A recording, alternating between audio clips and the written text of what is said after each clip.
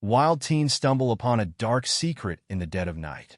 It was a crisp Friday night, the kind where the chill in the air feels like it could cut through your jacket, but you don't mind because everything else feels so alive.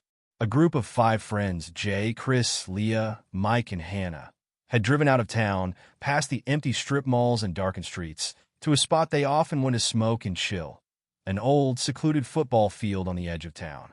The field had been abandoned for years. The bleachers were rusty, the goalposts tilted at odd angles, and the grass had grown wild in places. But it was quiet, peaceful, and perfect for a night away from everything. Chris was the first to crack open a joint, lighting it with a flick of his lighter. The smoke curled into the air, swirling with the stillness of the night. "This place gives me the creeps," Leah said, eyeing the trees that surrounded the field. They seemed to loom, casting long shadows that danced like specters in the faint moonlight. "Oh, come on," Mike laughed, taking a drag. "It's just an old field. Nothing to be scared of." But Leah wasn't convinced. "It's not the field, it's the woods," she muttered, glancing toward the dark outline of the trees at the edge of the property. The night felt thick, like something was pressing down on them, but they ignored the feeling and kept passing the joint around. After a while, Jay suggested they head up to the bleachers for a better view. The wind picked up as they climbed the metal steps, the creak of the old structure echoing in the quiet night. Once they reached the top, they sat down, staring out over the empty field, the trees barely visible in the distance, and the town's dim lights flickering in the far-off horizon. For a few minutes, everything was peaceful. The stars above were brilliant, and the world seemed so quiet, so far removed from the noise of everyday life. But then, something caught Mike's eye. "Hey, look," he said, nudging Jay. "Is that someone out there?" They all turned their heads toward the far side of the field, near the edge where the trees began. At first, they thought it was just the wind moving the branches, but as their eyes adjusted to the darkness, they saw 2 figures, silhouettes, moving around in the open space. They were just standing there, looking out over the field. It was strange. The area was remote, and no one ever came out this far at night. The figures didn't look like they were just hanging out. They were too deliberate in their movements. Jay squinted. "What are they doing?" Leah's voice dropped low, her tone turning serious. "I don't know, but it doesn't look right." The figures were now moving toward the center of the field, and as they did, a flicker of light briefly illuminated the ground. Mike swore he saw something shiny in the light, a shovel, perhaps, and it was enough to send a chill down his spine. "Are they digging?" Leah whispered, her heart starting to race. There was a brief moment of silence as they all processed what they were seeing. The figures weren't just standing there. They were digging a hole in the center of the field, under the cover of darkness, as though they were burying something. "Should we get closer?"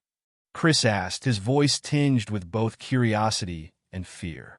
"Maybe we can see what they're doing." "No," Mike said quickly, his face pale. "No way. That's too weird. I think we need to go." But Jay was already standing up. "We should just take a look from a distance. What if something's going on, what if they're burying something they shouldn't be?" They all froze. The tension in the air thickened like smoke. The figures were still digging, their movements methodical, almost robotic. "Maybe they're burying a dead animal or something," Hannah suggested, trying to lighten the mood. "Yeah, that's probably it." But Leah wasn't convinced. "No," she said firmly, "that's not right. We need to go now." Without another word, the group stood up, grabbed their stuff, and began to make their way down the bleachers. The wind seemed to pick up again, and the old structure groaned beneath their weight. As they moved toward the car, they kept glancing over their shoulders, trying to make out the figures. The shadows in the field seemed to stretch longer, like the trees themselves were reaching toward them. When they reached the car, they quickly piled in. Jay turned the key, but the engine sputtered and refused to start. "Shit," he muttered, hitting the dashboard. "What the hell's going on with this thing?" Behind them, the figures had stopped digging. The field was now eerily silent. And then, as though the world had shifted, one of the figures looked up, straight at them.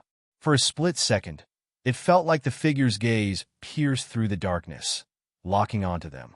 It was too far away for them to see clearly, but in that instant, the feeling of being watched was suffocating. Chris shouted, "Go! Now!" Jay turned the key again, his hand trembling. The engine roared to life. They sped off, tires screeching as they tore down the long dirt road that led back to town. As they drove, none of them spoke. The car's headlights cut through the dark, but every shadow in the woods, every flicker of light, felt like it was following them. Mike's hands were shaking as he stared out the window, still convinced he'd seen something in the trees. They didn't stop until they were miles away, the field and its mystery long behind them. But even then, as they drove back into the quiet of their small town, the question lingered in the back of their minds. What were they really burying out there? And was it something they were meant to see?